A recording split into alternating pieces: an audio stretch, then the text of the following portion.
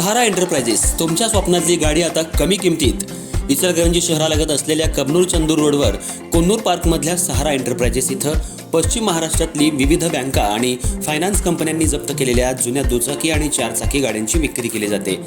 Showroom किमतीपेक्षा 25 ते 50% कमी दरात, उत्तम स्थितीत आणि संपूर्ण कागदपत्रांसह त्वरित डिलिव्हरी.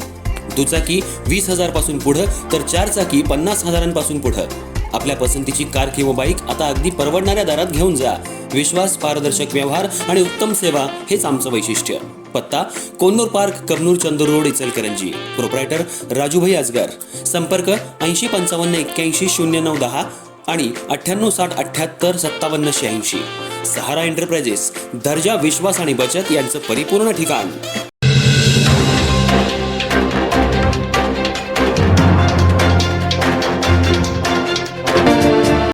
इचलकरंजी शहरामध्ये महापालिका, केंद्र सरकार, राज्य सरकारच्या माध्यमातून घरं बांधून दिली जाणार आहेत.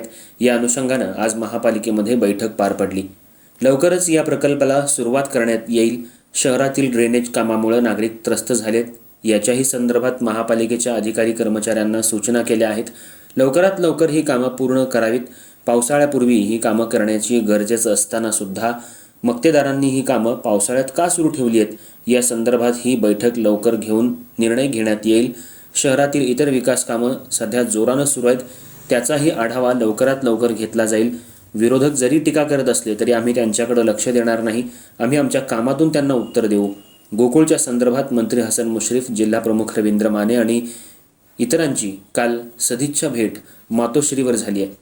रवींद्र माने यांनी गरुड झेप घेतली आहे. त्यामुळं गोकुळच्या निवडणुकीमध्ये मोठी रंगत येणार आहे.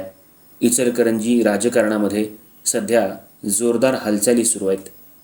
सहाय्यक अनुदान आपल्याला मिळावं याच्यासाठीचा प्रयत्न आमचा दोघांचाही चालू आहे. सन्माननीय मुख्यमंत्री महोदयांनी सुद्धा मागं ज्यावेळी इथे इचलकरंजीला भेट दिली त्यामध्ये सुद्धा हा विषय आम्ही दोघांनी त्यांच्या कानावर त्या ठिकाणी घातलेला आहे. GSTच्या बाबतीतलं सुद्धा आम्ही त्यांच्या कानावर त्या ठिकाणी या सगळ्या बाबी घातलेल्या आहेत. बरीचशीच देणी अजूनही महानगरपालिकेची पूर्वीची या ठिकाणी आहेत.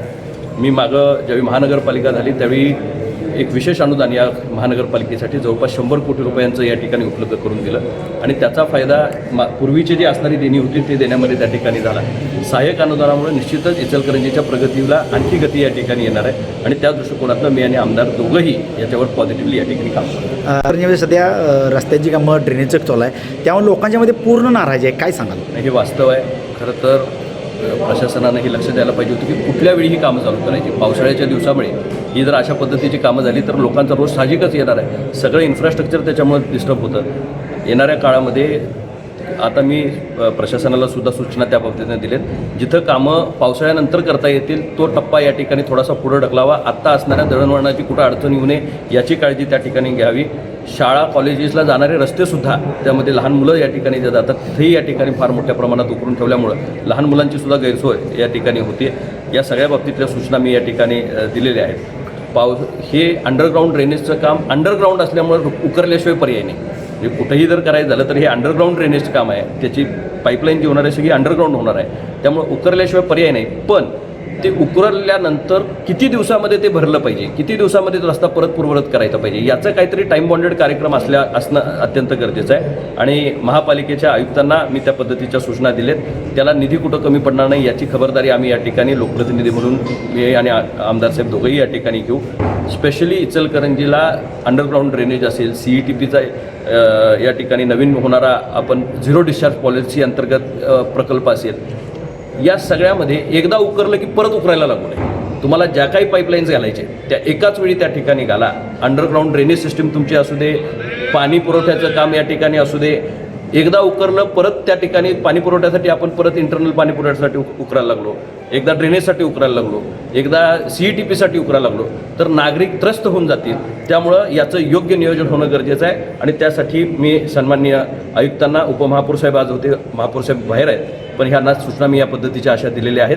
मी कलेक्टर साहेबांच्या पाशीसुद्धा याची विशेष बैठक या ठिकाणी घेईन की ज्याच्यामध्ये कलेक्टरांच्या मार्फत सुद्धा तशा पद्धतीच्या सूचना महापालिकेला जातील याची व्यवस्था.